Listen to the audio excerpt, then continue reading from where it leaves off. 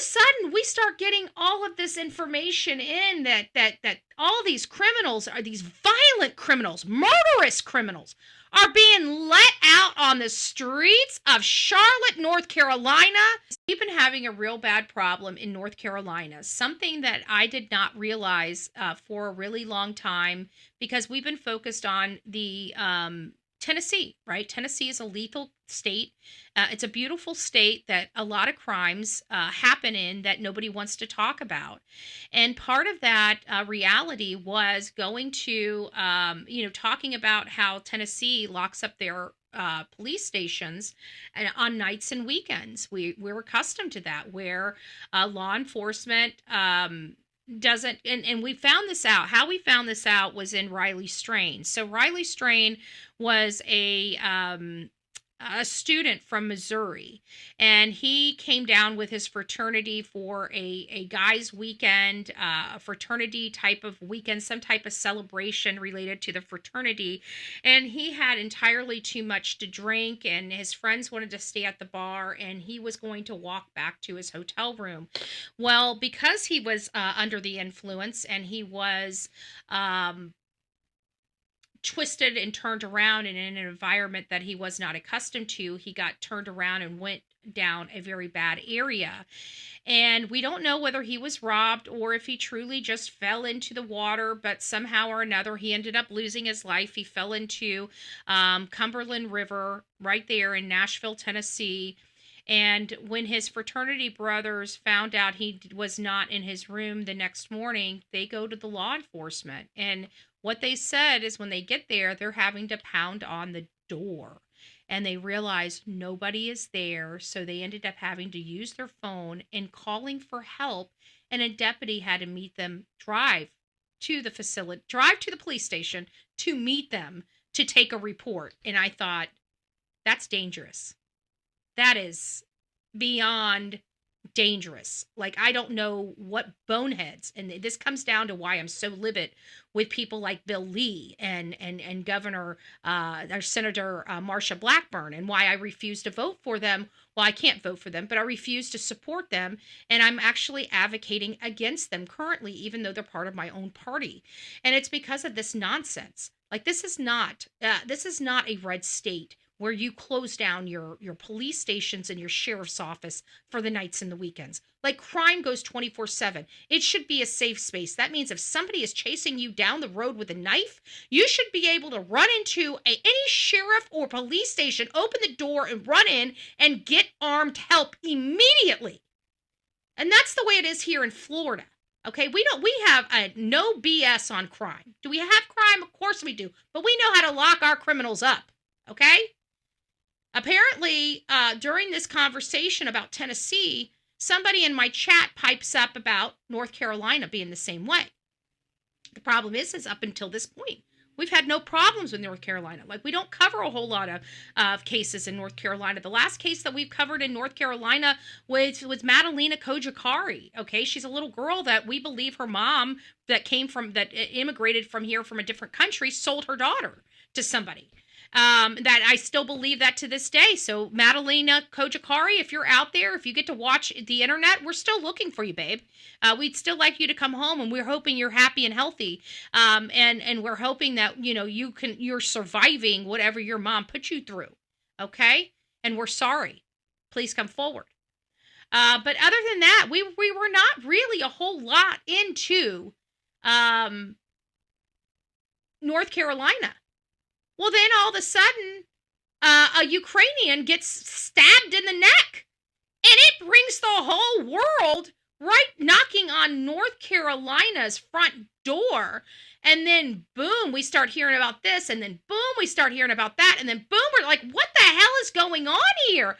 And so all of a sudden, we start getting all of this information in that all these criminals are these violent criminals, murderous criminals, are being let out on the streets of Charlotte, North Carolina to wreak havoc on their law-abiding citizens.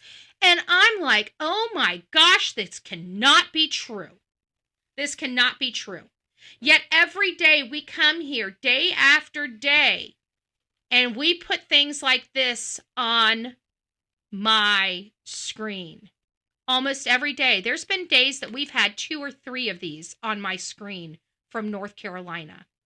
North Carolina is literally putting murderers on the streets to harm their citizens. If that is not a wake-up call to vote differently, like y'all's lives depend on it in North Carolina. Like the play day is over.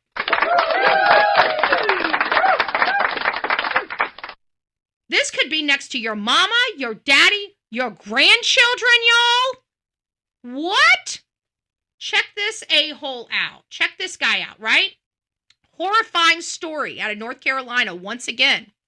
Wellington Dickinson, who has been arrested 7 previous times, including child abuse, has just been arrested for murdering his 4 children, 6, 9, 10, and 18. Their bodies were discovered in his truck this morning, and that was posted yesterday. That was posted October 28th at around 2 o'clock in the afternoon yesterday. Okay? So, here we go again. Here's another great example of why you need new leadership in North Carolina. This is lethal. Guys, if you're in North Carolina, this is my message to you guys. I love you, okay? I love you from all types of the aisle. I know right now I've been angry. I've been angry at a lot of people because of Charlie Kirk and his assassination, and I understand that. And I don't think that's going to change anytime soon, but I also understand that there's good-hearted people on both sides of the aisle. But at what point are you guys going to say enough is enough?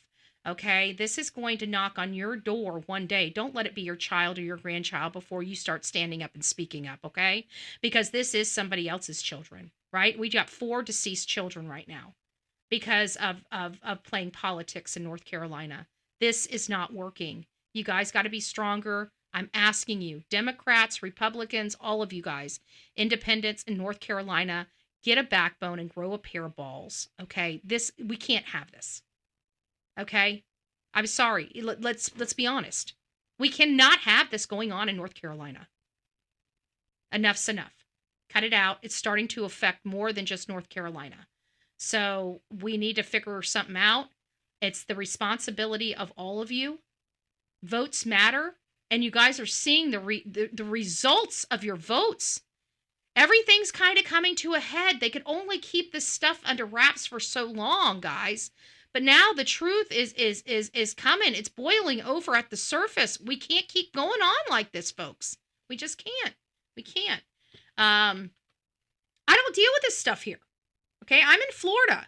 And trust me, if I had to deal with this, I would be you guys know me. I do not hold back. I go in there. I go in swinging when I go in to my political stuff. I love people. I like my politicians. Believe it or not, like everybody wants to one of our politicians, Mike Ron, I got no problem with him. He's a little bit developer friendly. I don't like that aspect of him.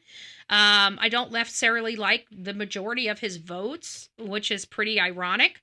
But I don't want him off the board. And the reason why I don't want him off the board is not because I want somebody that parrots everything I want.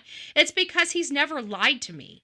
And you can't put that, having somebody like that on the board of county commissioners is almost as valuable as having somebody vote the way you want them to vote, right?